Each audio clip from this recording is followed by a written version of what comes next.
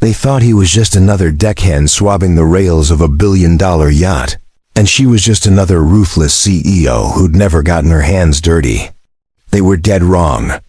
When armed hijackers stormed the vessel in international waters, what happened next would turn a luxury cruise into a battleground and leave the world asking one question: who was the quiet man in the crew uniform?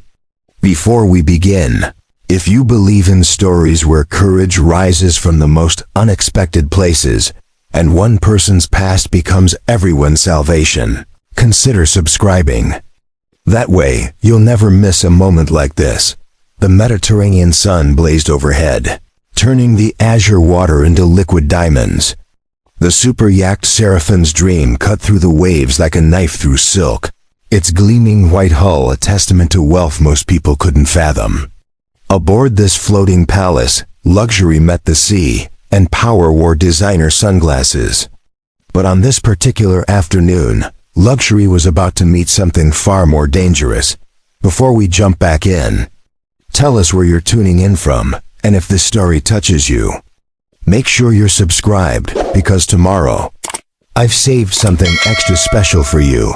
The champagne glasses clinked in perfect harmony as Evelyn Thomas raised hers to the assembled guests on the upper deck. Her smile was practiced, polished, the kind that graced magazine covers and investor presentations. As CEO of Quantum Dynamics, she'd built an empire from algorithms and ambition, turning a garage startup into a tech conglomerate worth $42 billion. This Mediterranean cruise aboard her newly acquired super yacht was supposed to be a celebration. A reward for another record-breaking quarter. To innovation, she announced, her voice carrying over the gentle hum of the engines and the clink of silverware against fine china. And to the brilliant minds that make it possible. Around her, venture capitalists, board members, and tech executives nodded appreciatively. The Seraphine's Dream was a marvel of engineering, 200 feet of sleek luxury capable of crossing oceans. Its 6 decks house everything from a helicopter pad to a submarine bay, from a spa to a cinema. The guest list read like a who's who of Silicon Valley's elite. Each person carefully selected for this week-long voyage from Monaco to the Greek islands. Near the stern, away from the champagne toasts and networking conversations, Tristan Boyd checked the tension on a mooring line. His hands moved with practiced efficiency, the kind that came from years of maritime work. He wore the standard crew uniform, white polo shirt with the yacht's insignia, navy shorts, deck shoes with non-slip solace. His face was weathered but not old, maybe late 30s, with the kind of tan that came from actual work under the sun rather than vacation lounging. His dark hair was cropped short, military style. Though most guests wouldn't notice or care. To them, he was invisible. Just another member of the 15-person crew that kept this floating palace running smoothly. Boyd, the chief steward's voice crackled through his radio. Need you on the port side. Guests spilled champagne on the teak. Copy that, Tristan replied, already moving. He grabbed the cleaning kit from the supply locker and made his way forward, keeping to the crew passages that ran like hidden veins through the yacht's interior. As he emerged onto the port deck, he nearly collided with Evelyn Thomas herself. She'd stepped away from her guests, phone pressed to her ear, her expression tight with concentration. I don't care what the board thinks, Richard, she was saying, her voice low but sharp. We're not selling the AI division. It's not negotiable. She paused, listening, then added, because some things are worth more than their market value. Tell them I said that. She ended the call and noticed Tristan for the first time. Her eyes swept over him briefly, categorizing, dismissing. The spill is near the jacuzzi, she said, not unkindly, just matter of fact. One of the investors got a bit too enthusiastic with the crystal. I'll handle it, ma'am, Tristan replied, keeping his tone neutral and professional. Something in his voice made her pause. Maybe it was the steadiness, or the way he held himself, spine straight despite the humble task. But the moment passed quickly. Her phone buzzed again, and she was gone. Heels clicking against the deck as she returned to her world of billion-dollar decisions. Tristan cleaned the spill, then moved to his next task, checking the tender boats secured on the lower deck. The sun was beginning its descent toward the horizon, painting the sky in shades of orange and gold. The yacht was currently cruising along the French Riviera. About 20 nautical miles from Nice, the water stretched endlessly in all directions. Beautiful and isolating in equal measure, he was tightening the last securing strap when he heard it. A sound that didn't belong. The distant whine of high-powered engines, growing louder, coming fast. Tristan straightened, his senses suddenly on high alert. Years of training kicked in. That sixth sense that had kept him alive in hostile waters from the Persian Gulf to the South China Sea. He moved to the railing and looked out across the darkening water. 3 speedboats. Black and sleek, cutting through the waves at aggressive angles. No running lights. No radio contact. Coming straight for them. "Captain," Tristan spoke into his radio, keeping his voice calm but urgent. "We have 3 unidentified craft approaching fast from the southwest. Possible hostile intent." There was a pause, then the captain's voice, skeptical. "Boyd, are you sure? We're in French territorial waters." "I'm sure, sir." "You need to sound the alarm, now." Before the captain could respond, the first speedboat pulled alongside the yacht. Tristan saw the grappling hooks arc through the air, saw the men in tactical gear begin to climb. He counted 6 in the first boat, more in the others. They moved with military precision, faces covered by black balaclavas. The alarm finally blared across the yacht, a piercing wail that shattered the peaceful evening. Screams erupted from the upper decks. Champagne glasses crashed to the ground. The security team, 2 men hired more for show than function, rushed toward the commotion, hands fumbling for weapons they'd never expected to use. They didn't stand a chance. The first hijacker over the rail moved like a professional. Weapon up, clearing angles with practiced efficiency. One of the security guards went down from a stun round to the chest. The second raised his hands immediately, recognizing when he was outmatched. Tristan pressed himself against the bulkhead, staying in the shadows, his mind racing through calculations. 15 hijackers, maybe more, armed with automatic weapons and stun devices. Organized, trained, probably former military or paramilitary. This wasn't a crime of opportunity. This was planned, executed with precision. On the upper deck, the guests were being herded together, hands raised, faces pale with shock. Evelyn Thomas stood among them, her phone on the deck where a hijacker had knocked it from her hand. Her expression was carefully controlled, but Tristan could see the fear in her eyes. The way her hands trembled slightly despite her attempt at composure, the leader of the hijacking team stepped forward, removing his balaclava to reveal a scarred face and cold, calculating eyes. He was tall, broad-shouldered, with the bearing of someone accustomed to command. "Ladies and gentlemen," he announced, his accent American but with something else underneath, something Eastern European. "My name is not important. What is important is that you cooperate fully and no one needs to get hurt. This yacht and its contents are now under our control, as are all of you." He walked slowly among the hostages, studying faces. When he reached Evelyn, he stopped. "Miss Thomas," he said, almost cordially. "What a pleasure. Do you know your company's quantum encryption technology is worth more than this entire yacht? More than all your guests' combined net worth? My employers are very interested in acquiring it. And you're going to help us do exactly that." Evelyn's jaw tightened. "I don't respond well to threats." The leader smiled, but there was no warmth in it. "That's not a threat. It's a fact. You have 24 hours to transfer the access codes, or we start making this voyage very unpleasant for everyone aboard." Below deck, hidden in the shadows, Tristan Boyd made a decision. He'd walked away from this life, built a quiet existence for himself and his daughter, far from the violence he'd once lived in. But some things you never really leave behind, and some skills, once learned, never fade. He slipped deeper into the crew quarters, moving toward the emergency equipment locker where, unknown to everyone else aboard, his past and present were about to collide in ways none of these hijackers could possibly anticipate. The quiet deckhand was about to become something else entirely.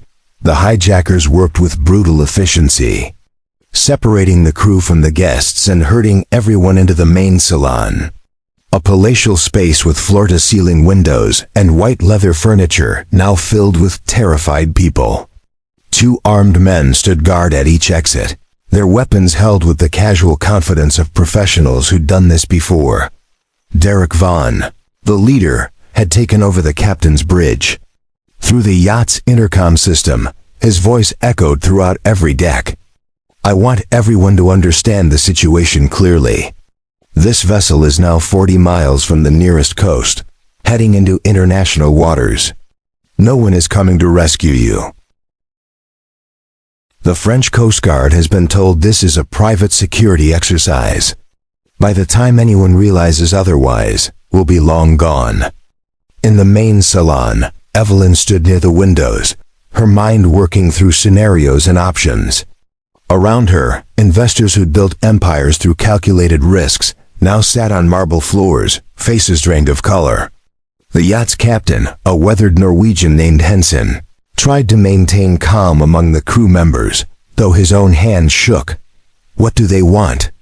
whispered Cora Lawrence, Quantum Dynamics' chief financial officer, who'd been aboard for the investor meetings.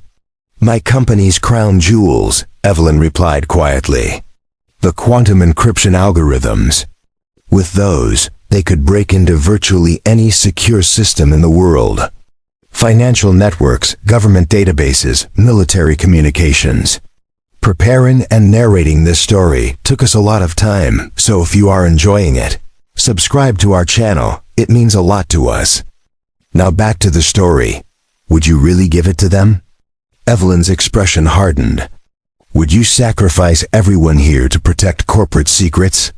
It was a question without a good answer. Below them, in the crew quarters that most guests never saw, Tristan Boyd moved through narrow corridors with the silence of a ghost. He'd changed from his crew uniform into dark clothing from his personal locker. More importantly, he'd accessed the emergency equipment storage, a reinforced room that held everything from firefighting gear to medical supplies. And, known only to him and the yacht security consultant who'd helped design these spaces, a hidden compartment containing items that weren't on any official inventory list. Tristan's hands moved with muscle memory, checking the equipment he'd hoped never to touch again. A tactical knife, matte black and perfectly balanced. Flex cuffs. A small first aid kit. He left the weapons. Those would come from the hijackers themselves if needed. His radio, set to the crew's emergency frequency, crackled softly. "All crew members are accounted for except Boyd," someone was saying. "Deckhand. Anyone seen him?" Tristan switched it off. Better they thought he was hiding somewhere, or had been overlooked. He made his way through the maintenance passages, spaces designed for crew to move unseen while performing their duties. The yacht's blueprint was memorized in his head, every corridor, every access point, every ventilation shaft. When you spent months working on a vessel, you learned its secrets. Through a narrow observation slit, he watched 2 hijackers patrol the exterior deck. They were competent but not exceptional, their movements just slightly too routine, their attention fractionally too relaxed. These were hired guns, skilled but not elite. The kind who expected their reputation and firepower to do most of the work. Tristan waited until they passed, then slipped through a service door onto the lowest deck. The sun had fully set now, and the Mediterranean stretched black and infinite under a canopy of stars. The yacht's exterior lights had been dimmed, leaving pools of shadow between the illuminated areas. He heard voices above, Harsh commands in English and what sounded like Russian. More hijackers securing the perimeter, checking the tender boats, making sure no one could escape. One of them, a stocky man with a shaved head, broke away from his partner to check the stern cleats. He was alone for perhaps 30 seconds. Enough time for Tristan to close the distance in absolute silence. The hijacker never saw him coming. Tristan's arm wrapped around the man's throat in a textbook rear naked choke, cutting off blood flow to the brain without crushing the windpipe. 7 seconds later, the man went limp. Tristan lowered him carefully to the deck, secured his hands and feet with the man's own flex cuffs, and dragged him into a storage compartment. 1 down. 14 to go. The hijacker's weapon was a Heckler & Koch MP7, compact but deadly. Tristan checked the magazine, 30 rounds, and tucked it into the shadows for later retrieval. He wasn't ready for a direct confrontation, not yet. Information first, then action. Moving like water through the yacht's hidden spaces, Tristan made his way toward the main salon. Through a maintenance access panel, he could see into the room where the hostages were being held. Evelyn sat near the center, her posture straight despite the circumstances. She was speaking quietly to the elderly investor beside her, her hand on his shoulder in reassurance. 3 guards in the room. 2 by the main doors, 1 roving. The roving guard was the problem, constantly scanning, weapon ready. Former military for certain, probably Eastern European special forces based on his movement patterns. Tristan's radio, which he'd switched back onto monitor communications, crackled. Sector 3 clear, a voice reported in accented English. Copy, Derek Vaughn replied from the bridge. Miss Thomas has 30 minutes to make her decision. After that, we start encouraging cooperation. Tristan's jaw tightened. He'd heard enough threats like that to know what they meant. He backed away from the observation point and made his way toward the bridge level. The yacht's command center was 3 decks up, accessible by the main stairs or the crew's service ladder. Tristan chose the latter, ascending in darkness, his breathing controlled and silent. At the bridge level, he paused. 2 guards outside the door, both alert. Getting past them would mean either taking them down simultaneously, which was risky, or creating a distraction. Tristan chose option 3. He retraced his path to the engine room, a space he knew intimately from his months maintaining the yacht systems. The Seraphine's Dream was powered by twin diesel engines, each capable of producing enough power to run a small town. The control systems were computerized, but had manual overrides for emergencies. Tristan located the fuel flow regulator for the starboard engine and adjusted it carefully. Not enough to cause damage, but enough to create an imbalance that would make the yacht list slightly to one side and trigger warning alarms on the bridge. He counted to 30. Then the alarms began to wail. On the bridge, chaos erupted. Derek Vaughn's voice barked orders. What's happening? Engine malfunction, one of his technical specialists reported. Starboard engine losing pressure. Get someone down there. One of the guards from outside the bridge door was dispatched to investigate. That left 1 guard at the entrance and Derek with 2 other hijackers inside the bridge. Better odds, but still not ideal. Tristan waited in the shadows as the dispatched guard hurried past, heading toward the engine room where he'd find the problem, but not the cause. As soon as the man disappeared down the corridor, Tristan moved. The remaining bridge guard stood with his back to the door, watching the corridor. Tristan approached from the opposite direction, using a service passage that emerged behind the man. His knife was in his hand, but he reversed it, using the pommel instead of the blade. A single precise strike to the base of the skull. Exactly the right amount of force to induce immediate unconsciousness without permanent damage. The guard crumpled. Tristan caught him, lowered him silently, and dragged him into a nearby supply closet. 2 down. Through the bridge door's small window, Tristan could see Derek Vaughn bent over the navigation console, studying something on a tablet. 2 other hijackers flanked him, weapons slung but ready. Tristan could have taken them. Could have gone in fast and hard, used surprise and skill to even the odds. But that would alert the others, and with hostages spread throughout the yacht, a firefight would be catastrophic. No, he needed to be smarter. Needed to turn their own plans against them. He keyed the radio he'd taken from the first hijacker, mimicking the accent he'd heard. Sector 5, need assistance. Possible security breach, lower deck. The response was immediate. Copy, sending backup. Through the bridge window, Tristan watched one of Derek's men leave to investigate the false alarm. Now there were 2 on the bridge. And the odds were getting better, but before Tristan could move, Evelyn's voice came through the intercom, clear and defiant. Mr. Vaughn, I've made my decision. I'm not giving you access to anything. You can threaten all you want, but I won't be responsible for putting that technology in the hands of criminals. Derek's response was cold. Then I suppose we'll need to provide you with proper motivation. Bring me one of the hostages. Let's see how long her principles last when people start getting hurt. Tristan's decision crystallized in that moment. No more reconnaissance. No more waiting. It was time to act. 6 weeks earlier. Before the hijacking, before the terror, before everything changed. Tristan Boyd had been living the quietest life he could manage.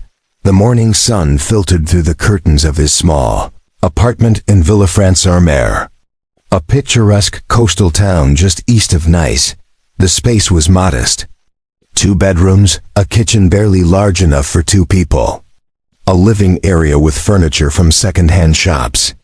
But the windows opened to a view of the harbor, where fishing boats bobbed alongside tourist yachts, and the Mediterranean stretched blue and infinite toward the horizon. Dad, I can't find my other shoe, a voice called from the bedroom. Tristan smiled, flipping the omelette in the pan with practiced ease. Did you check under your bed? Why would it be under my bed? Why is your shoe ever anywhere it's supposed to be? Luna Boyd emerged from her room, 7 years old, with her father's dark hair and her late mother's bright eyes. She was carrying one sneaker and wearing an expression of deep concentration, as if the missing shoe were a philosophical problem rather than a practical one. Found it, she announced triumphantly, holding up the shoe that had indeed been under her bed. But only because you told me where to look. But only because you told me where to look. Teamwork, Tristan replied, sliding the omelette onto a plate. Just like we practiced. They ate breakfast together at the small kitchen table, a ritual Tristan had maintained since Luna was old enough to sit in a high chair. These moments, simple and unremarkable, were the ones he treasured most. No adrenaline, no life or death decisions, just a father and daughter starting their day. Are you working on the big boat again today? Luna asked between bites. The super yacht, yes. Miss Thomas is taking it out for a cruise next month, so we're making sure everything is perfect. Is she nice? The lady who owns it. Tristan considered the question. He'd only interacted with Evelyn Thomas a handful of times. During his months working on the Seraphine's Dream, she was professional. Demanding but fair, the kind of person who expected excellence because she delivered it herself. She's focused, he said finally. She built something from nothing, and she protects it. Luna nodded sagely, as if this made perfect sense. Like how you protect me. The simple statement hit Tristan harder than it should have. Exactly like that. After breakfast, they walked to Luna's school, a cheerful building painted yellow and blue, with a playground that echoed with the sounds of young ones arriving for their day. Other parents nodded to Tristan in passing, the friendly but distant acknowledgement of a single father who kept mostly to himself. At the school gate, Luna turned to hug him. Love you, Dad. Love you more, he replied.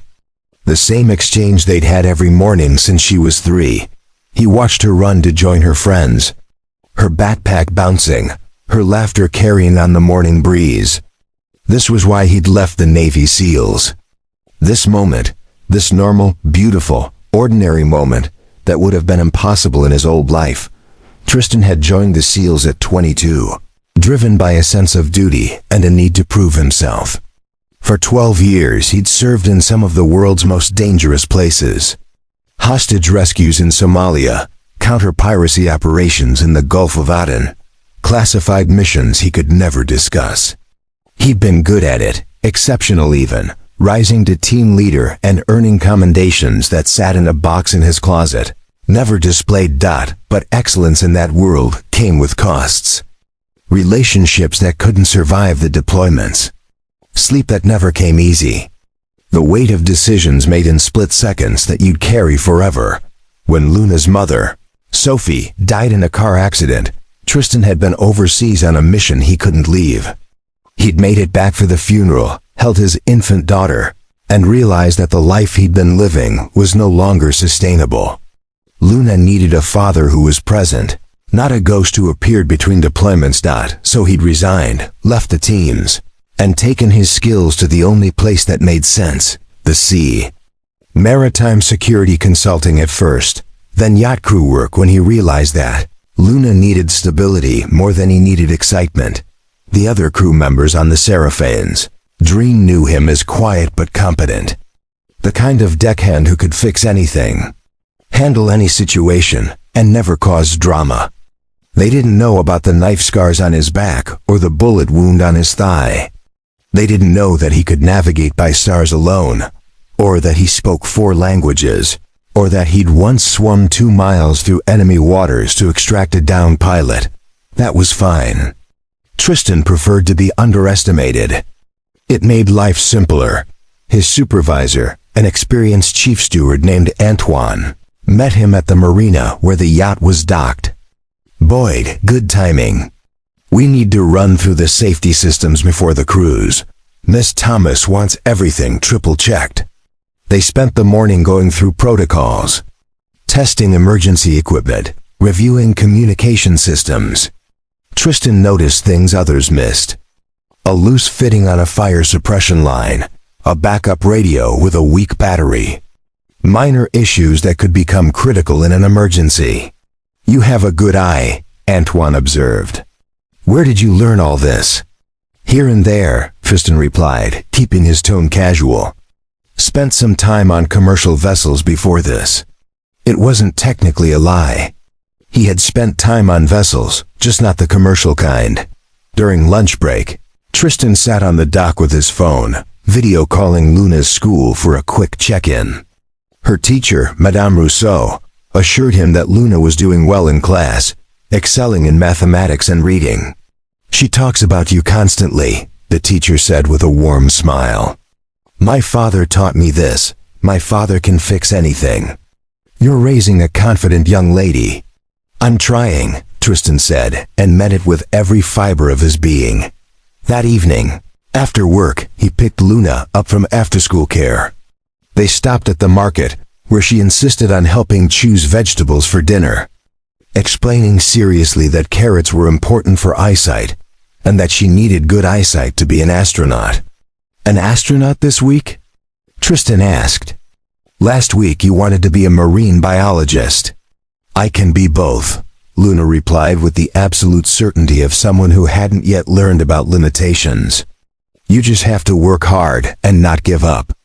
Back in their apartment, while Luna did homework at the kitchen table, Tristan prepared dinner and thought about the upcoming cruise.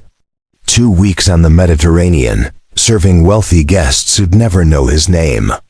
It was good money.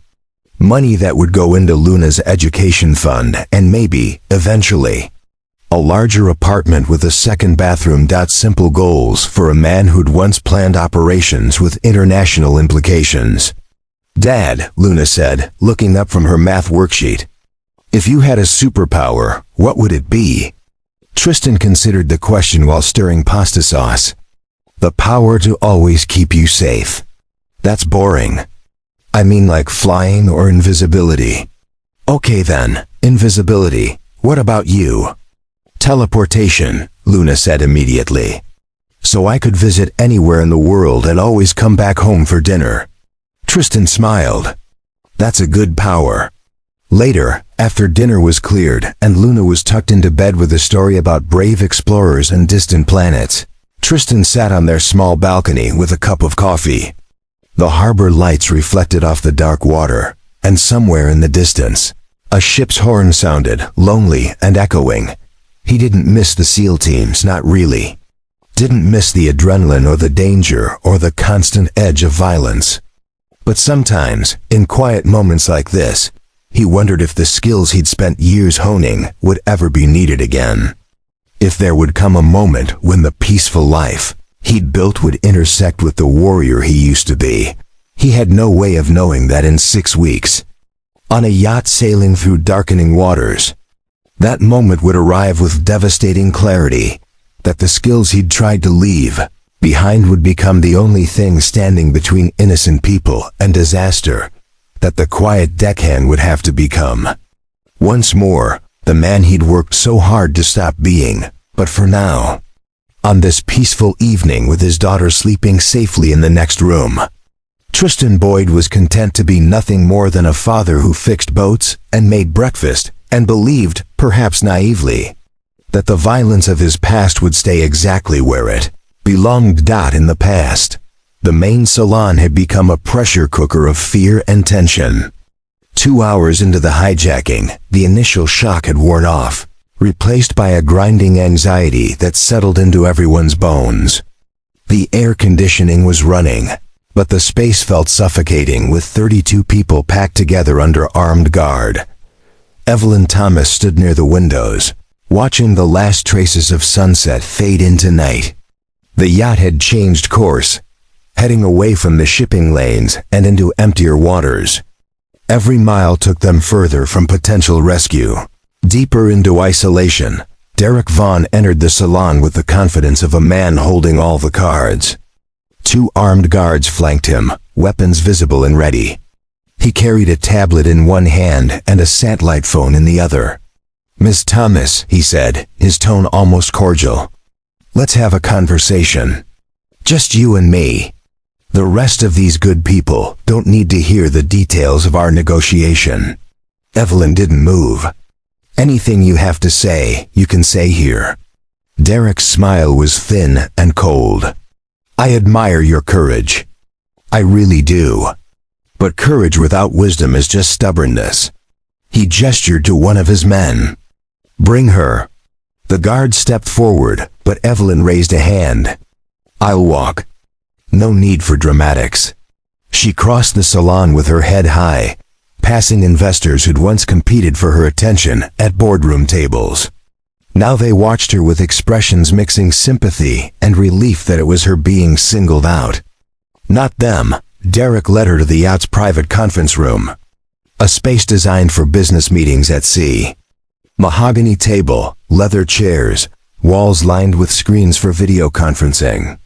2 guards remained at the door while Derek gestured for Evelyn to sit. "Do you know why we chose this particular cruise?" Derek asked, settling into the chair opposite her. "It took 6 months of planning. Tracking your schedule, studying your security protocols, identifying the perfect window of opportunity." Evelyn kept her expression neutral. "I'm flattered by the attention. You should be. Your quantum encryption technology represents a paradigm shift. The ability to create truly unbreakable codes, to secure communications against any attack, that's worth more than gold. It's worth more than oil. It's power itself. And you want to sell it to the highest bidder," Evelyn said flatly. Evelyn said flatly. "Actually, my employers already have a buyer. A consortium of very motivated parties who understand the strategic value of your work." Derek leaned forward. "Here's what's going to happen. You're going to access your company's secure servers remotely. You're going to download the complete quantum algorithm package. And you're going to hand it over. And if I refuse?" Derek's expression hardened. "Then we start applying pressure. First, we'll select one of your guests. Let's say that elderly gentleman, the venture capitalist with the heart condition. We'll make him very uncomfortable. If that doesn't motivate you, we'll escalate. There are 32 people on this yacht, Miss Thomas. How many are you willing to sacrifice for corporate secrets? Evelyn felt ice in her veins. You're talking about torture, murder. I'm talking about consequences. Every decision has them. He slid the tablet across the table. The choice is yours, but understand something. I've done this before. I've stood in rooms like this and watched people try to be heroes. It never ends well for them. What makes you think I even have remote access from here? Evelyn asked, buying time, trying to find an angle. Derek smiled. Because I know you. I've studied your patterns. You're a workaholic who checks company servers 3 times a day, even on vacation. Your personal laptop is in your stateroom, and it has all the access credentials we need. He was right, and they both knew it. Evelyn had built quantum dynamics from nothing, working 100-hour weeks, never fully disconnecting. That dedication had made her successful. Now it had made her vulnerable. I need time to think, she said. You have 30 minutes. After that, we begin demonstrating that I'm not bluffing. Derek stood, signaling to his guards. Take her back to the salon. And Miss Thomas, use those 30 minutes wisely. Back in the main salon, Evelyn was met with desperate, questioning eyes. Cora Lawrence pulled her aside immediately, speaking in an urgent whisper. What did he say? What does he want? Everything, Evelyn replied quietly. The entire quantum encryption package. If I don't give it to him, he'll start hurting people. Then give it to him, Cora hissed. These are algorithms, Evelyn. Lines of code. They're not worth people's lives. These aren't just algorithms. In the wrong hands, they could destabilize global financial systems, compromise national security networks, enable surveillance states. Evelyn's voice was strained. The people who want this technology, they won't use it for good. And the people here? What about them? It was the impossible question. Evelyn looked around the salon at faces she knew. Investors who'd believed in her vision. Employees who'd worked beside her for years. Strangers who'd simply been unlucky enough to accept an invitation. Near the back of the room, Captain Henson caught her eye. The Norwegian had sailed through storms and engine failures, always maintaining his composure. But now his weathered face showed strain. He mouthed 2 words. No choice. Maybe he was right. Maybe the moral calculation was simple. Many lives versus abstract future harm. Maybe heroic stands only worked in movies, and real leadership meant making the ugly, practical decisions. Evelyn was still wrestling with the dilemma when the lights went out. Total darkness engulfed the salon. Gasps and shouts erupted from the hostages. The guards' flashlights snapped on, beams cutting through the blackness. Stay calm, one of the guards barked in accented English. No one move. But in the confusion, in those first seconds of darkness and chaos, Evelyn heard something else. A soft thud, barely audible over the commotion. Then another. And then a voice, close to her ear, calm and familiar. Miss Thomas, when I say move, head for the portside door. Don't run, walk quickly. Trust me. She recognized the voice. The deckhand, Boyd, the quiet man who fixed things and stayed out of the way. Before she could respond, the emergency lighting kicked in, bathing everything in a dim red glow. 2 of the guards were on the floor, unconscious. The third was looking around frantically, trying to understand what had happened. Tristan Boyd stood in the center of the salon, still wearing his crew uniform, hands at his sides. He looked utterly calm, as if standing in a room full of terrified hostages and armed hijackers was the most natural thing in the world. Who are you? The remaining guard demanded, weapon raised. Just the help, Tristan replied. Then he moved.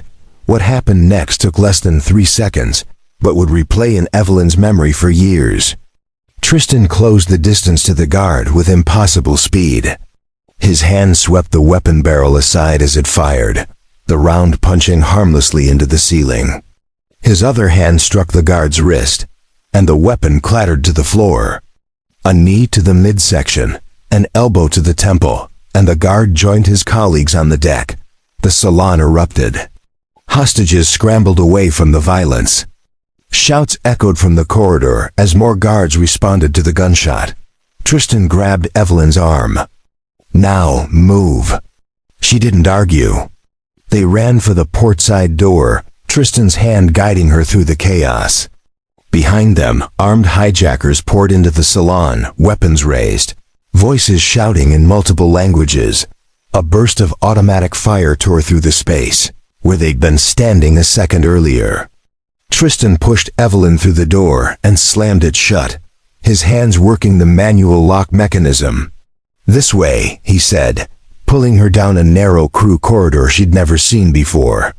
"Stay close and stay quiet." They moved through the yacht's hidden passages, the sounds of pursuit echoing behind them.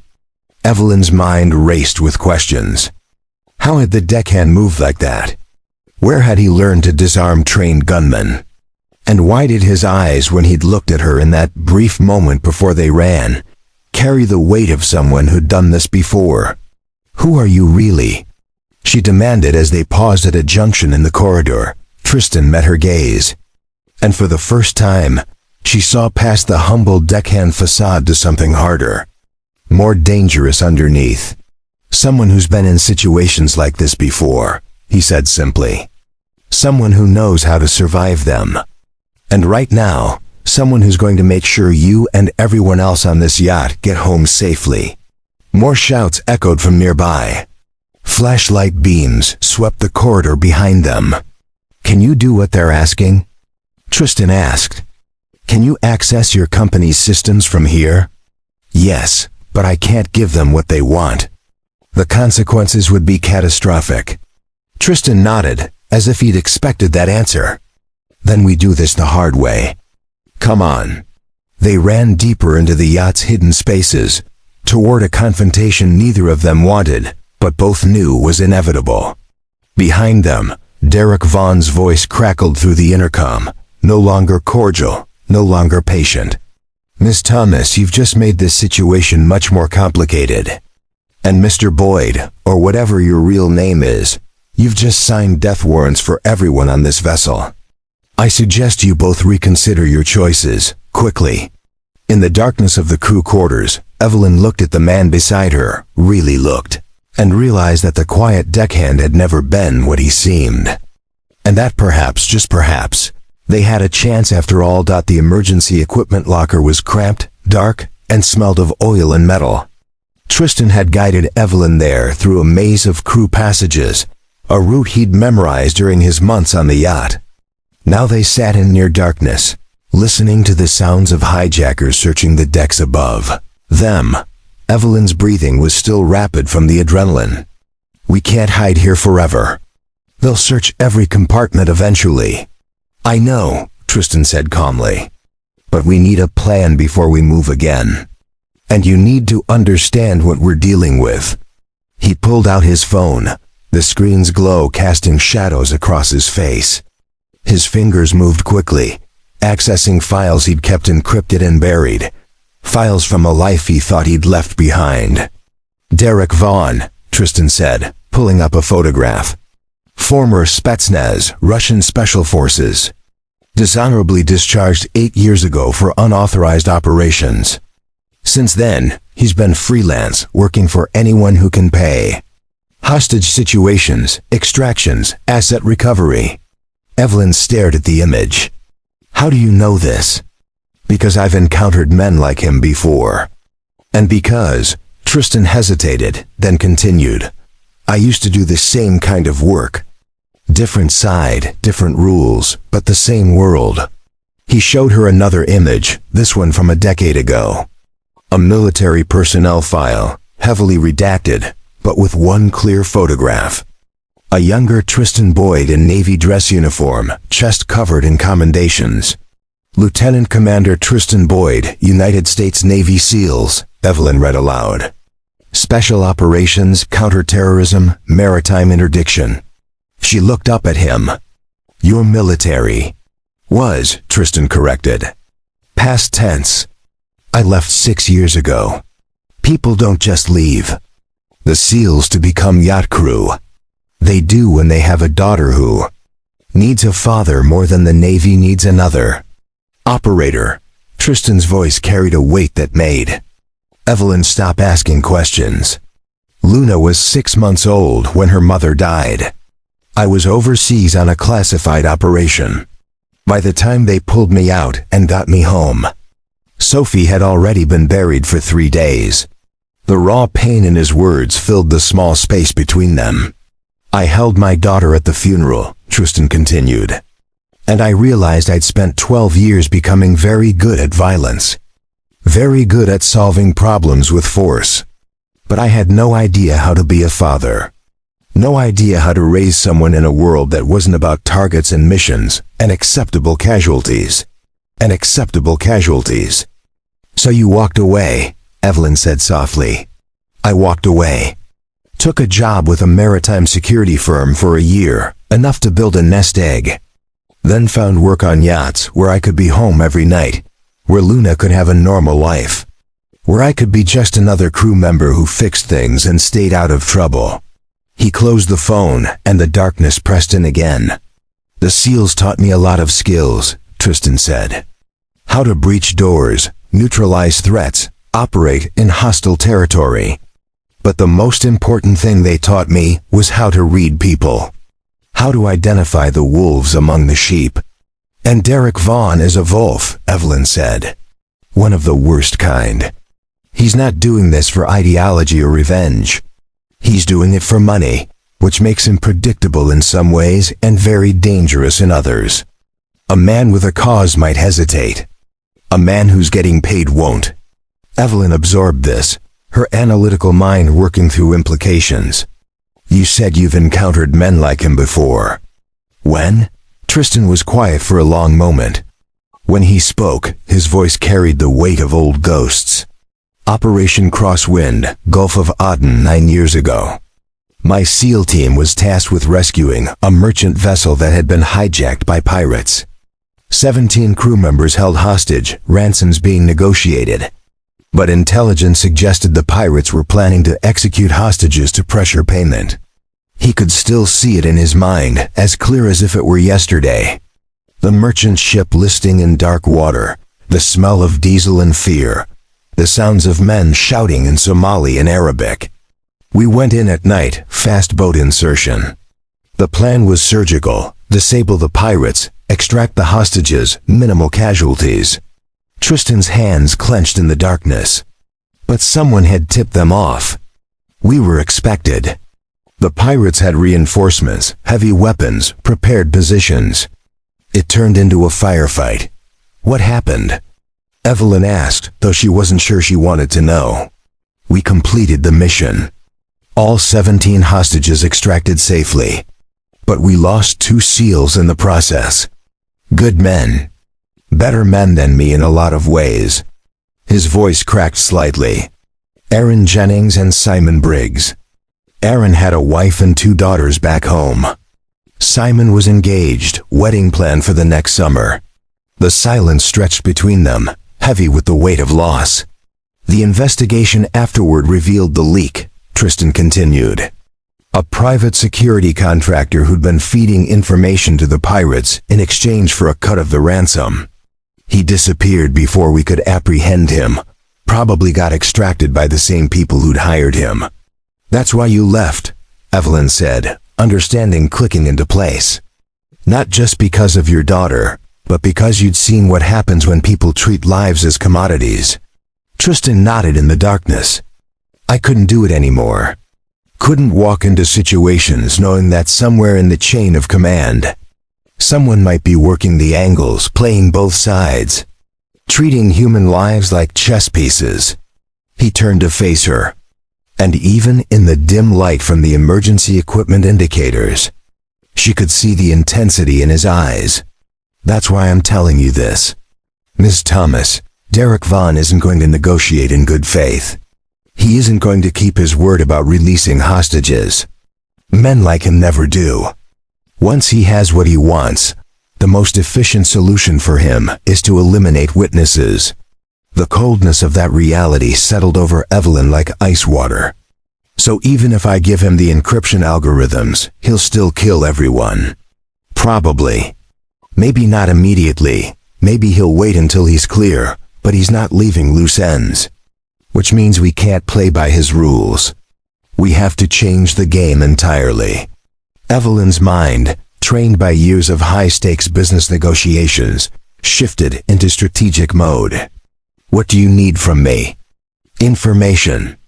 How many guards did you count in the salon? 3 before you took them down. But I've heard at least 10 different voices over the radio and intercom. I've counted 15 total, Tristan said. Could be more, but that's the minimum. Derek is running this operation lean, which suggests either limited resources or that he's confident in his team's abilities. What are our assets? Tristan allowed himself a small smile. She was thinking tactically now, past the fear. Limited. I have basic equipment I've acquired from neutralized hostiles. No firearms yet, by choice. The yacht itself is an asset. I know every passage and system. And I have training that most of Derek's team won't expect from a deckhand. And I have access codes to systems they need, Evelyn added. Which gives us leverage. Maybe, if we're smart about how we use it. Tristan checked his phone, noting the time. They've been searching for us for 20 minutes. Derek is going to escalate soon, probably threaten hostages to draw us out. As if on cue, the intercom crackled to life. Derek's voice filled every space on the yacht. Mr. Boyd, Miss Thomas, I'm disappointed. I thought we could handle this professionally. But since you've chosen to play games, let me explain the new rules. I'm selecting 5 hostages. Every hour that you remain hidden, one of them will be thrown overboard. The Mediterranean is quite cold this time of year. I doubt they'll last long in the water. Evelyn's face went pale. He's bluffing. He has to be. But Tristan's expression was grim. He's not. This is exactly the kind of escalation I expected. He needs to demonstrate that consequences are real. Then we have to do something, now. We will, Tristan said, his voice hardening with resolve. But we do it smart. We turn his own tactics against him. And we make sure that when this is over, he's the one who regrets getting on this yacht. He started pulling equipment from the emergency locker, his movements precise and purposeful. The quiet deckhand was gone, replaced by something else entirely. Something forged in combat and honed by years of the most demanding training in the world. Evelyn watched him work and realized that Derek Vaughn had made a critical miscalculation. He'd researched her company, studied her habits, planned for her security team. But he'd never considered the possibility that the man swabbing the decks was someone far more dangerous than any security guard. What's the plan? She asked. Tristan looked at her, and in his eyes, she saw the same quality that had built empires and won wars. Absolute commitment. We're going to save everyone on this yacht, he said simply. And then we're going to make sure Derek Vaughn never threatens anyone again. The yacht's ventilation system carried sounds throughout the vessel, a feature Tristan had noted during his first week aboard. Now crouched in a maintenance shaft with Evelyn beside him. He used that knowledge to track the hijacker's movements through the distinctive echoes of boots on metal decking. 3 levels above us, he whispered. Systematic search pattern, moving stern to bow. They're professionals, but they're also impatient. Derek's timeline is tight, which means we can use that against them. Evelyn's hands were steady now, the initial shock replaced by focused determination. You keep saying we. What exactly can I do? I'm not trained for this. You don't need combat training. You need to do what you do best. Think strategically and make high-pressure decisions. Tristan pulled up the yacht's technical schematics on his phone. Every system on this vessel is computerized. Climate control, engines, ballast, even the kitchen appliances. You have administrative access to all of it, correct? Through my personal device, yes. But they confiscated my laptop, which is currently on the bridge with Derek. I saw him carrying it earlier. Tristan zoomed in on the bridge's layout. If we can get you back to that laptop, can you create chaos in their operations? Evelyn's eyes lit with understanding. I can do more than that. The yacht's automation system has override protocols. I could lock them out of navigation, trigger false alarms, even control which doors open and close throughout the vessel. That's exactly what I need. But first, we have to deal with an immediate problem. Tristan pointed to a location on the schematic. Derek said he was selecting hostages to throw overboard. That means he's moving people from the main salon to an exterior deck, probably the aft platform where it's easiest to access the water. How do we stop him without getting everyone killed? We don't stop him directly. We make it impossible for him to execute his threat, while simultaneously making him think we're somewhere we're not.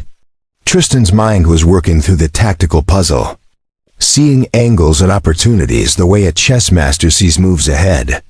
Can you access the yacht's intercom system remotely? Evelyn thought for a moment. Possibly. If I can reach a crew tablet, they're linked to the ship's network. But won't they trace the signal? Let them. We want them looking in the wrong places. Tristan checked the time on his phone. Derek's deadline is in 15 minutes. We need to move now. They emerged from the maintenance shaft into a crew corridor near the galley. The kitchen area was dark, equipment powered down, but Tristan knew exactly where the emergency crew tablets were stored. He'd used them dozens of times for routine maintenance checks. He retrieved one from its charging station, handed it to Evelyn. How long do you need? Her fingers flew across the screen, bypassing security protocols with the kind of speed that came from designing the systems in the first place. 2 minutes to establish access. Then we're in business. Access. Then we're in business. While she worked, Tristan moved to the galley's service window, which offered a narrow view of the main deck. He could see 2 hijackers escorting a group of 5 hostages toward the stern. Among them, he recognized Captain Henson and Cora Lawrence. The elderly investor Derek had mentioned earlier was there too, his face pale in the deck lighting. Got it, Evelyn whispered urgently. I have control of the intercom and the automation systems. What do you want me to do? First, trigger the fire suppression system in the engine room. Not enough to cause real damage, but enough to create a genuine emergency that requires immediate attention. Evelyn's fingers tapped commands. Seconds later, alarms wailed throughout the yacht. Through the service window, Tristan watched the hijackers' heads snap up, confusion evident in their body language. Derek's voice crackled over their radios, audible even from Tristan's position. Status report. What's happening? Fire suppression activated in the engine room, one of his men responded. Could be a malfunction or actual fire. Sending a team to investigate. No, Derek snapped. Keep the hostages secured. This could be a diversion. Smart, Tristan thought. Derek wasn't taking the bait completely. Time for phase 2. Now access the intercom, Tristan instructed. Route it so it appears to be coming from the crew quarters on deck 3, forward section. Evelyn made the adjustments, then handed him the tablet.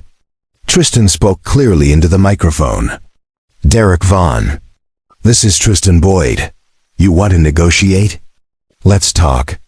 But first, you're going to release those 5 hostages you're threatening. Otherwise, the next system failure won't be a warning. He cut the connection before Derek could respond. On the screen, Evelyn brought up the security camera feeds, hacking into the closed-circuit system. They watched Derek on the bridge, his face contorted with rage. Secure deck 3, Derek ordered his team. I want Boyd found and brought to me. Alive if possible, but dead works too. 6 hijackers broke away from their positions and headed toward the forward crew quarters. Exactly as Tristan had planned. "They're taking the bait," Evelyn observed, "which gives us maybe 3 minutes before they realize it's a decoy and redeploy." Tristan was already moving toward the galley's rear exit. "Can you lock the doors behind them once they're in that section?" Evelyn's fingers danced across the tablet. "I can seal that entire corridor. The override would take them at least 10 minutes to crack. Do it as soon as they're in position. Then meet me at the auxiliary equipment locker, Deck 2, port side." "And Evelyn?" He turned to face her. "Whatever happens next, stay behind me and follow my instructions exactly. No hesitation, no second guessing. Can you do that?" She met his gaze without flinching. "I didn't build a billion-dollar company by hesitating. Let's go save my people." They split up, Evelyn taking the starboard crew passage while Tristan circled toward the stern through the galley. He moved like smoke through the yacht's familiar corridors. Every sense heightened, every muscle ready docked through the galley's exterior door. He could see the 5 hostages lined up at the aft railing, 2 guards standing watch. The guards were distracted, looking toward the forward section where Derek had sent the search team. Tristan slipped through the door silently, using the shadows cast by the yacht's superstructure. The first guard never saw him coming. One moment he was standing alert, weapon ready. The next, Tristan's arm was around his throat in a perfect blood choke. 10 seconds later, the guard was unconscious, lowered silently to the deck. The second guard turned at some subtle sound, weapon swinging around. But Tristan was already inside his decision loop, moving faster than the man could react. A strike to the weapon arm, numbing the nerves. A palm to the solar plexus, driving the air from his lungs. A foot sweep, and gravity finished the conversation. "Everybody down," Tristan commanded the hostages in a low, urgent voice. "Stay low and quiet." Captain Henson's eyes went wide with recognition. "Boyd, what are you doing?" "My job. Stay here. Stay down." "Help is coming." Tristan secured the unconscious guards with their own restraints, then activated his stolen radio. "Derek, this is Boyd again. I'm at the stern. Your 2 guards are taking a nap. Want to discuss terms now?" The response was immediate and furious. "You're making this much worse for yourself. For everyone." "I don't think so. See, every minute you waste trying to find me is another minute. I'm taking apart your operation piece by piece. How many men have you lost now? 4? 5? How long before your employers start wondering if you're worth what they're paying?" It was psychological warfare, attacking Derek's professional pride and his practical concerns simultaneously. Men like Derek operated on reputation. Every setback damaged that currency. "You can't save them all," Derek said, his voice tight with controlled anger. "Even if you were special forces, even if you were the best operator in the world, you're one man against my entire team. The math doesn't work in your favor." "Maybe not," Tristan replied calmly. "But I don't need to beat all of you. I just need to make this operation cost more than it's worth. Every complication, every delay, every guard I neutralize, it all adds up. Eventually, your buyers are going to start asking questions. And men in your profession can't afford too many questions." He cut the transmission and moved quickly back toward the interior, knowing Derek would redirect his forces to the stern. The 5 hostages were already being ushered to safety by crew members. Tristan had signaled through hand gestures. Disappearing into the maze of passages. Evelyn was waiting at the rendezvous point, the tablet clutched in her hands. "I locked down the forward section. 6 of his men are trapped there, and the override is going to take them a while to break." "Good. That puts us at 9 neutralized or contained out of 15. Derek's running out of personnel." Tristan checked the tablet, studying the security feeds. "He's pulling everyone back to defensive positions around the bridge and the main salon. He knows he's losing tactical advantage. So what's our next move?" Tristan's expression hardened. We've bought time and reduced his numbers. Now we need to go on offense. Derek's got your laptop, and he's got the remaining hostages as leverage. We need to take both away from him. How? He'll be expecting us now. He'll have the bridge locked down, multiple guards, prepared positions. He will, Tristan agreed.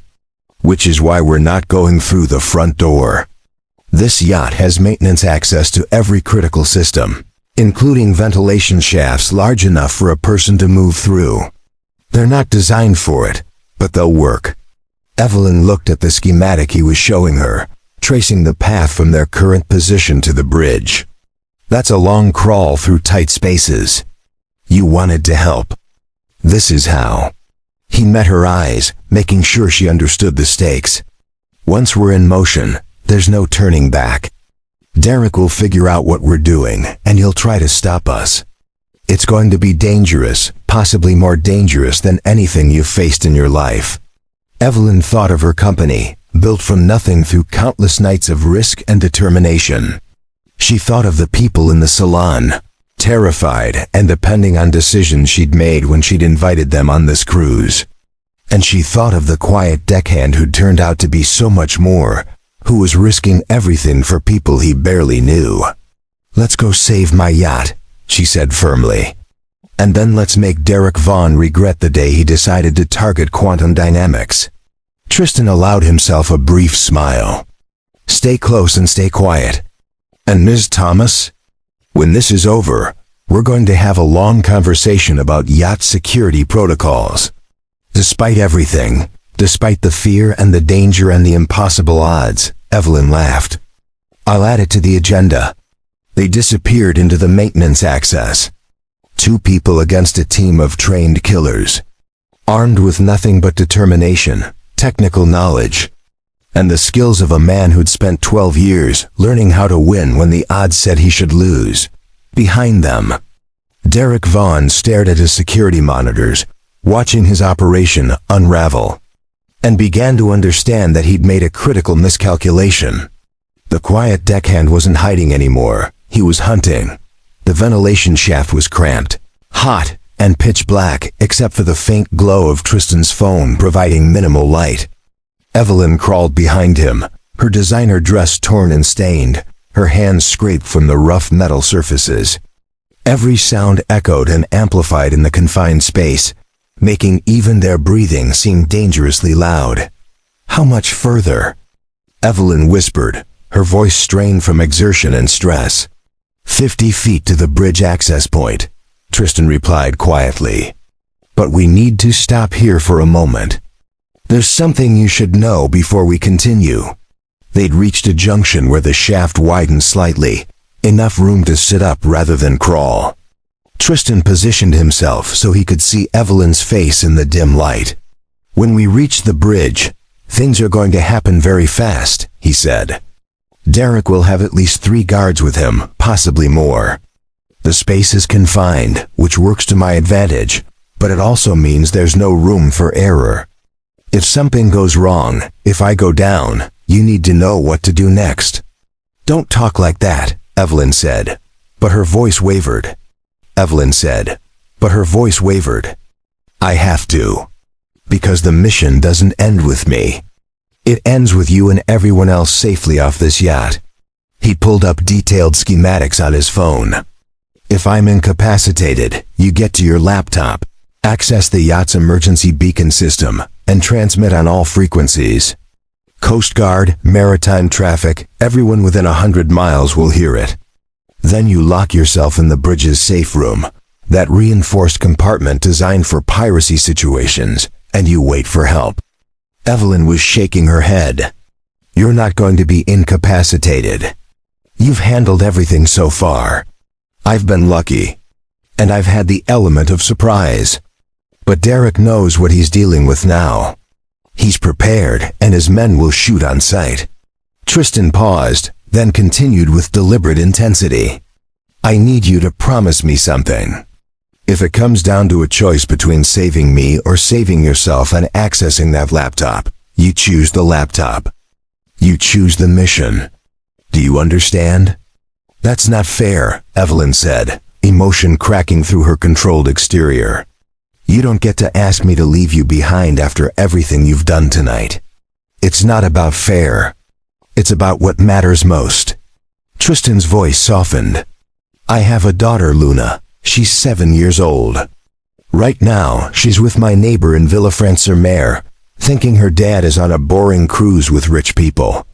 If something happens to me tonight, I need to know that it counted for something. That the 32 people on this yacht made it home because I did my job. The raw vulnerability in his words struck Evelyn harder than any of the violence they'd witnessed. Here was a man who'd spent his life in the shadows, protecting others without recognition. And now he was asking her to potentially watch him die for people who'd never know his name. Tell me about her, Evelyn said quietly. Your daughter. Tristan's expression softened in a way she hadn't seen before. Luna is everything good in the world that I'm not. She's curious, fearless, infinitely kind.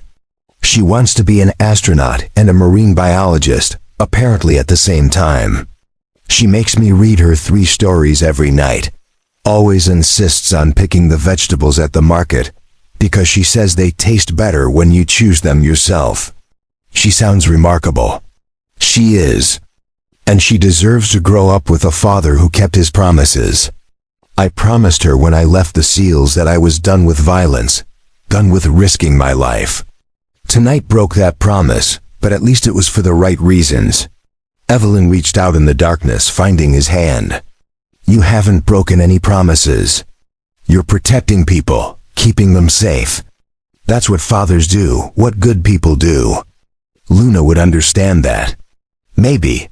Or maybe she'd just remember that her dad didn't come home because he chose to fight instead of walk away. Tristan's voice carried years of accumulated weight. After her mother died, after I left the teams, I swore I'd build a different life. No more operations, no more combat, no more situations where I had to choose between mission objectives and personal safety. But here you are anyway, Evelyn said gently. Here I am anyway.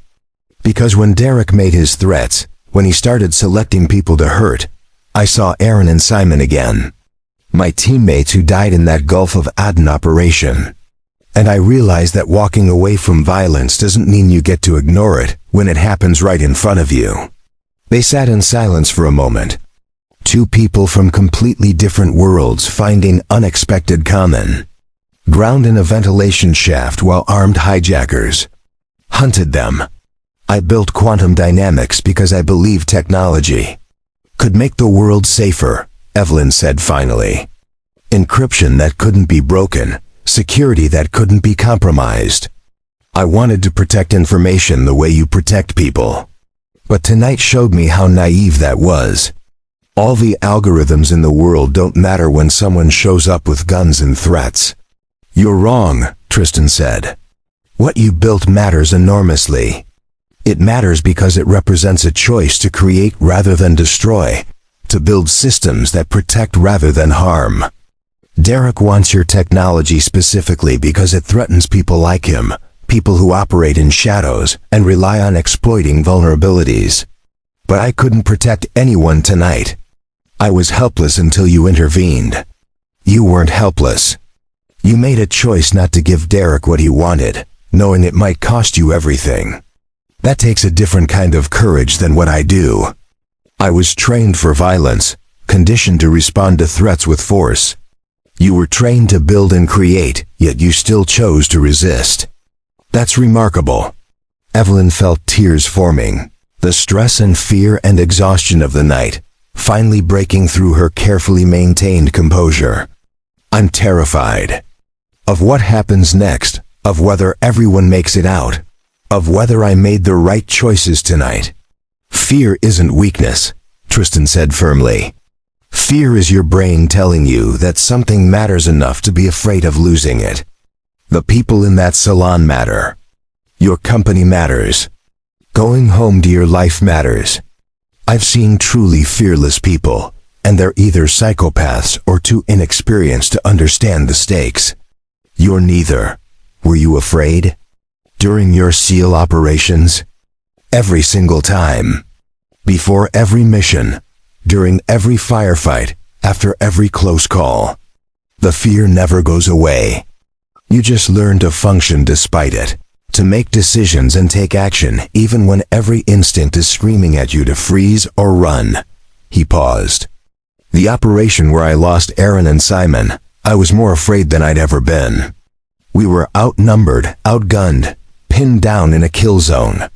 But I couldn't let the fear stop me, because 17 people were counting on me to get them out. And you did get them out. At a cost. There's always a cost. Tristan checked his phone, noting the time. Derek's going to make another move soon. His timeline is collapsing, and desperate men make mistakes. We need to be ready to exploit those mistakes. Before we move, Evelyn said, I need to ask you something. When this is over, assuming we survive, what happens to you? Do you go back to being a deckhand? Do you disappear again into that quiet life? Tristan considered the question. In truth, he'd been asking himself the same thing since the moment he'd stepped out of the shadows and engaged the hijackers. The life he'd carefully constructed, the peaceful anonymity he'd cultivated, it was gone now. Too many people had seen what he could do. Too many questions would be asked. I don't know, he admitted. Maybe the quiet life was always temporary. Maybe you can't really leave certain things behind, you just postpone them. Or maybe, Evelyn suggested, you've been hiding a gift that could help a lot of people. My company needs security expertise, real expertise from someone who understands threats at every level. Someone who can protect not just data and algorithms, but the people behind them. You're offering me a job? In the middle of a hijacking? I'm suggesting that when this is over, if you want something more than swabbing decks, there might be options.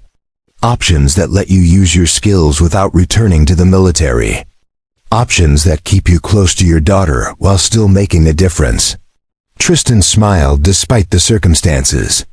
Let's survive the next hour first. Then we can discuss career opportunities. Deal. Evelyn squeezed his hand once more, then released it. So what's the plan? How do we take back the bridge? Tristan's expression shifted, the vulnerability replaced by tactical focus. The ventilation shaft opens into the bridge's communications closet, a small space behind the main equipment panels. From there, we'll have a direct line of sight to the bridge proper. I go in first, neutralize immediate threats, create enough chaos for you to reach your laptop. How many seconds are we talking about? Between when you engage and when I need to move? 3 seconds, maybe 4. I'll handle the guards closest to the communications closet. The ones further away will take longer, and that's when it gets dangerous. Stay low, move fast, and whatever you do, don't stop to help me. Get to the laptop, lock down the Yacht systems, and send that distress signal. 3 seconds to change everything, Evelyn murmured. That's all any of us ever get.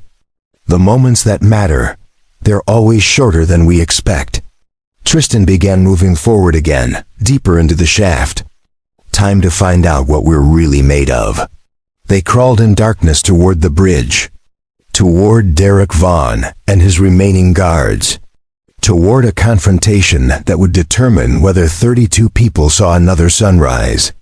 Behind them, the yacht's engines hummed steadily, carrying them further into international waters where help was hours away, and where the only thing standing between innocent people and disaster was a former SEAL who'd tried to walk away from war, and a CEO who discovered that some battles couldn't be fought with algorithms and market strategies.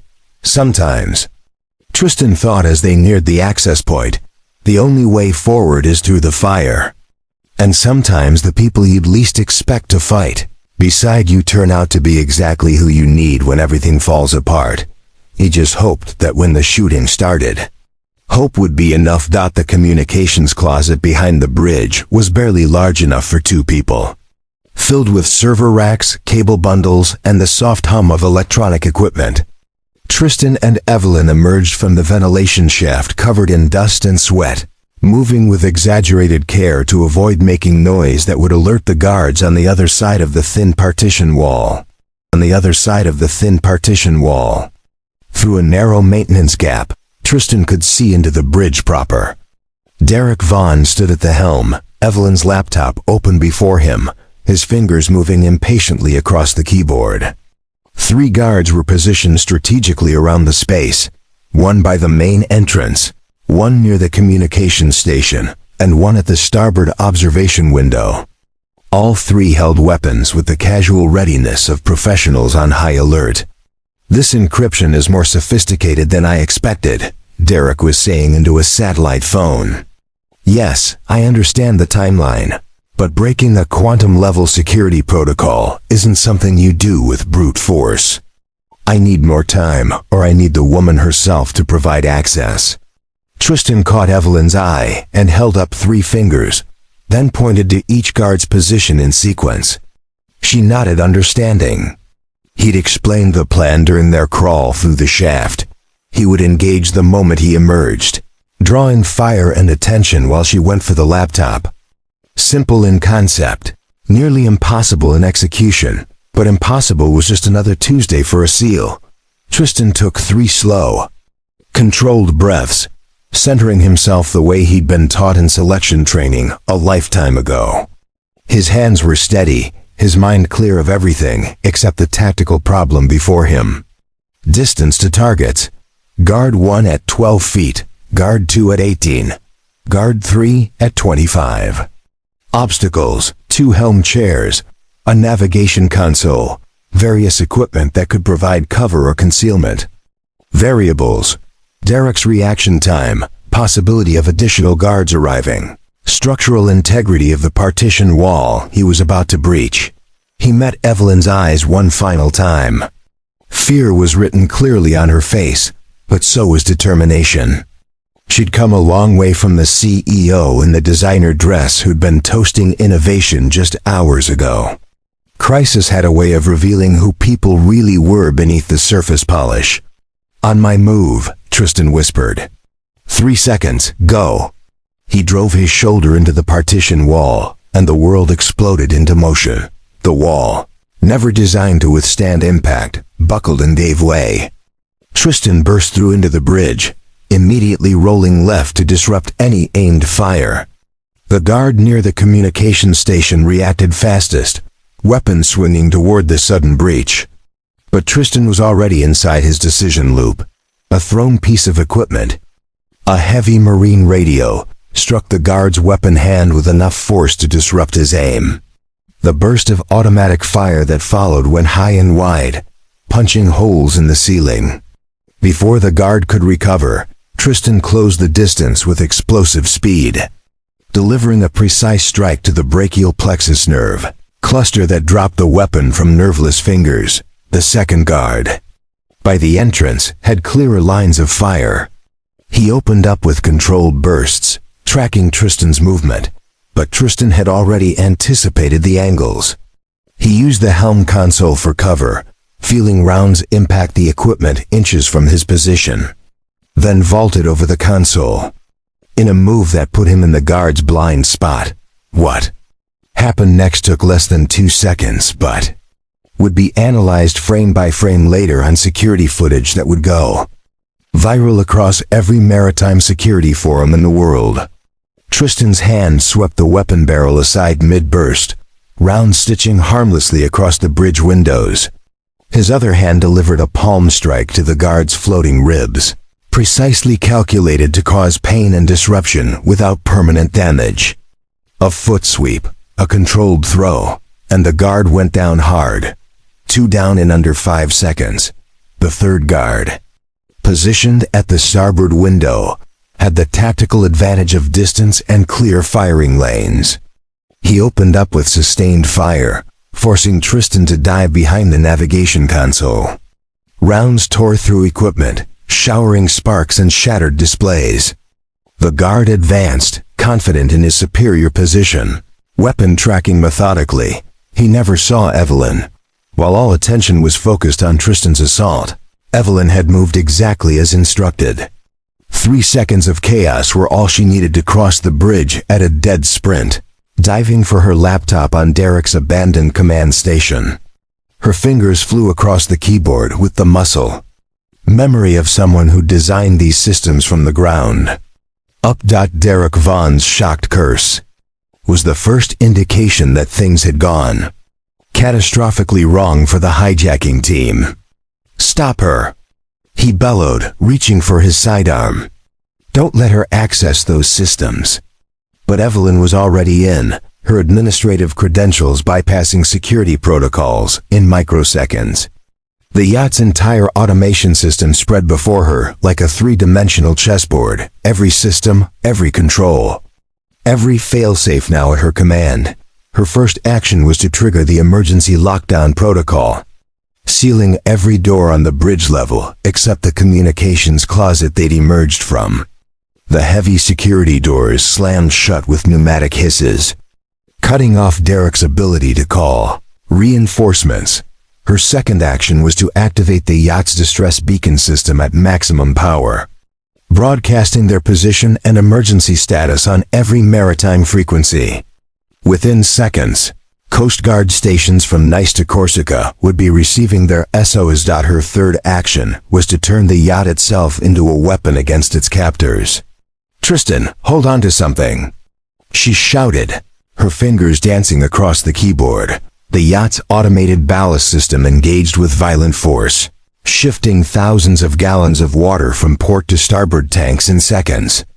The entire vessel lurched hard to starboard, tilting at a sharp angle that sent unsecured equipment and personnel sliding across the deck. The third guard, caught mid-advance, lost his footing completely.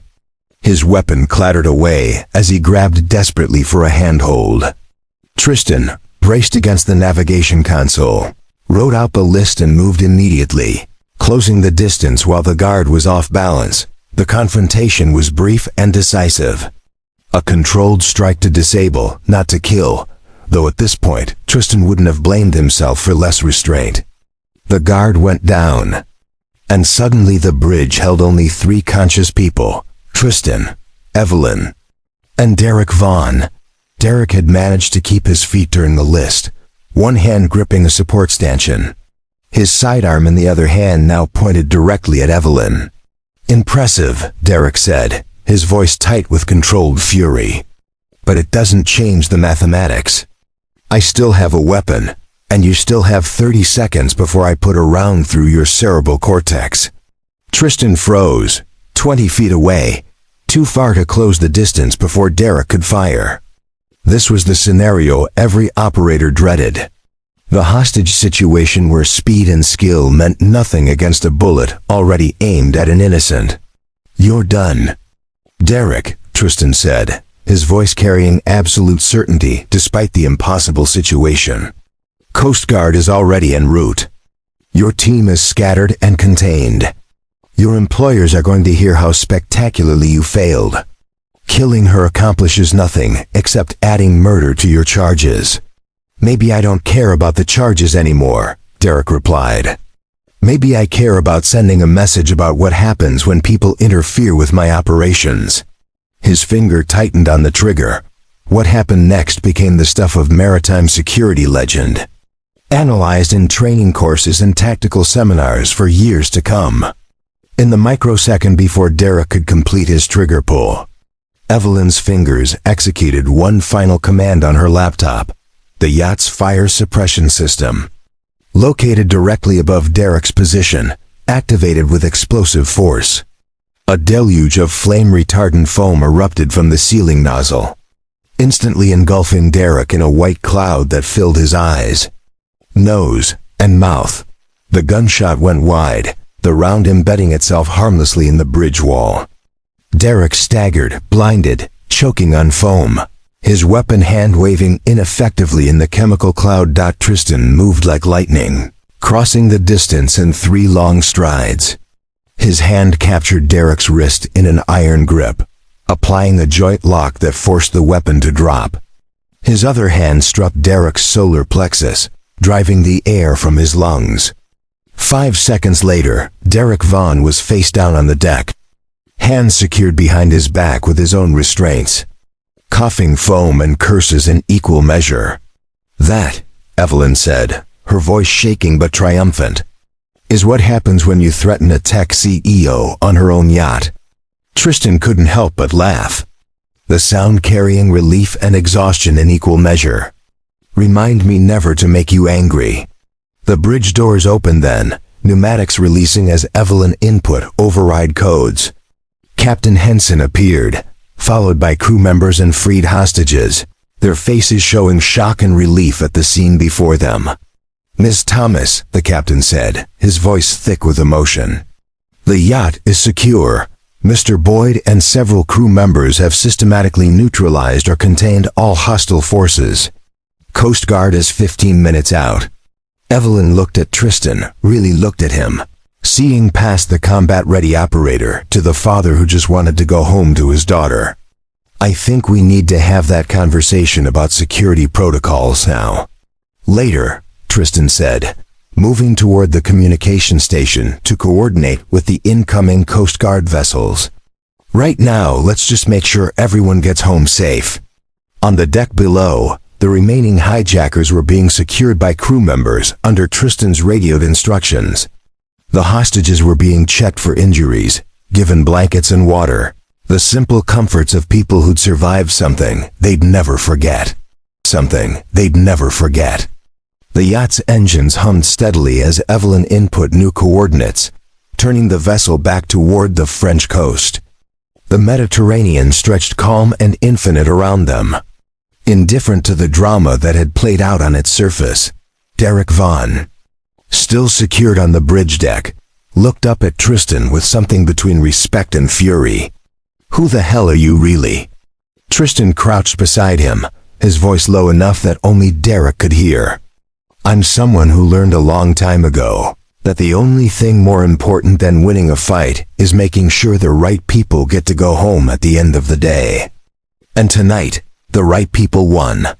As the Coast Guard vessels appeared on the horizon, their lights cutting through the darkness, Tristan pulled out his phone and sent a simple message to his neighbor in Villefranche-sur-Mer. "Crew's running late. Be home tomorrow morning.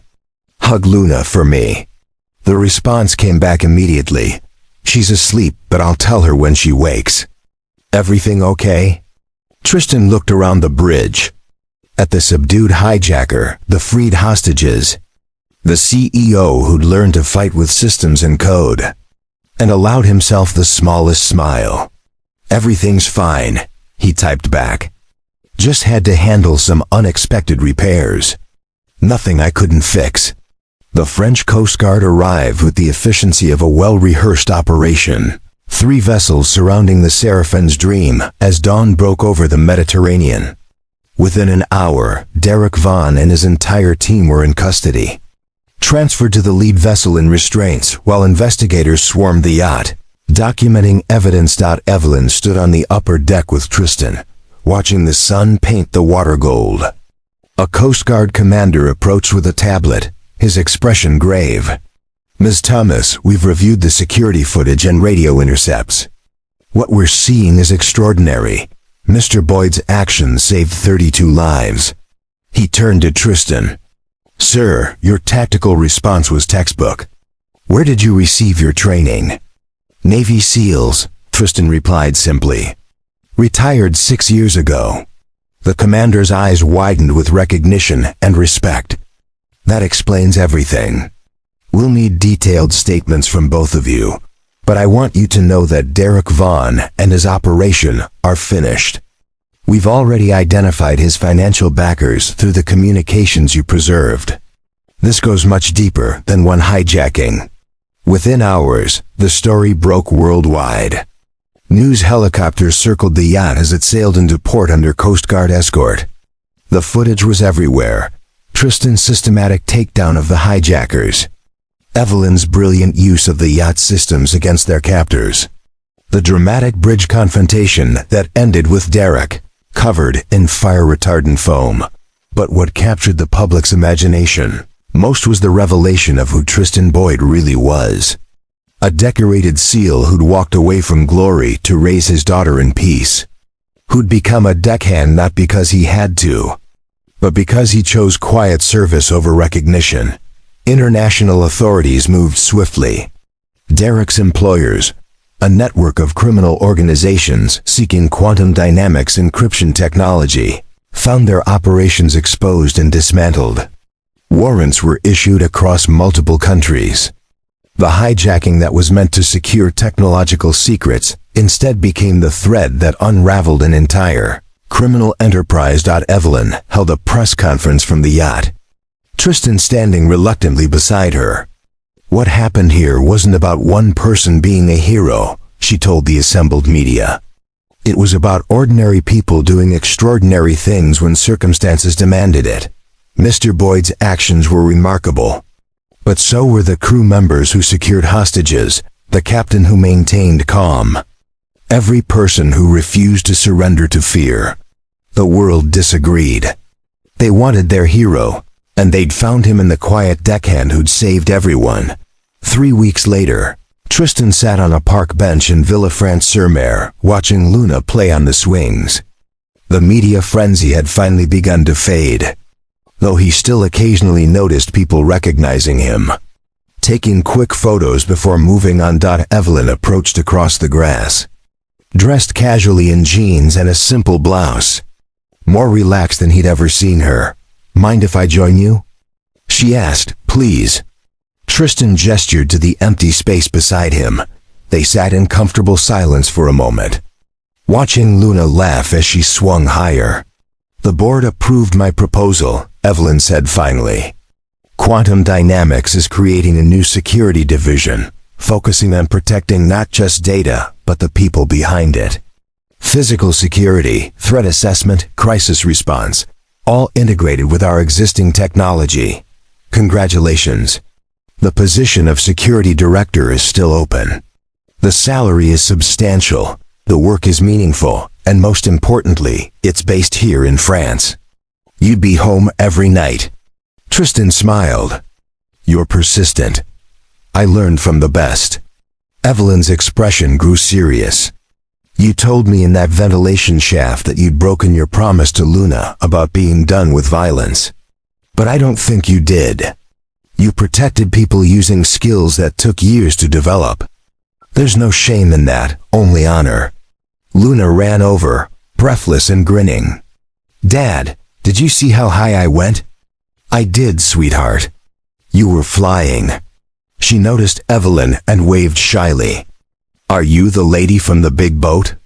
"I am. Your father is a remarkable man, did you know that?" Luna nodded seriously. "Everyone keeps saying that, but he's just my dad. He makes breakfast and fixes things and tells good stories. Those are the most important jobs in the world," Evelyn said gently. After Luna returned to the swings, Tristan turned to Evelyn. "I'll think about your offer. But whatever I decide, it has to be what's best for her. I wouldn't expect anything less." As Evelyn walked away, Tristan felt something shift inside him. Maybe you didn't have to choose between protecting people and being present for your family. Maybe the skills he'd tried to leave behind weren't a burden but a gift, something to be used wisely rather than buried completely. The Mediterranean sparkled in the afternoon sun, peaceful and infinite.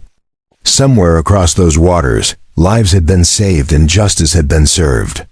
Not because of headlines or recognition, but because when the moment demanded it, one person had stepped forward. Luna called to him again, and Tristan stood, walking toward his daughter with the calm certainty that whatever came next, he'd face it the same way he'd faced everything else, with quiet strength, unwavering purpose, and the knowledge that the greatest victories are the ones no one ever has to know about. The world could keep its heroes. He'd rather just be a father who kept his promises. Up next, you've got 2 more standout stories right on your screen. If this one hit the mark, you won't want to pass these up. Just click and check them out. And don't forget to subscribe and turn on the notification bell so you don't miss any upload from us.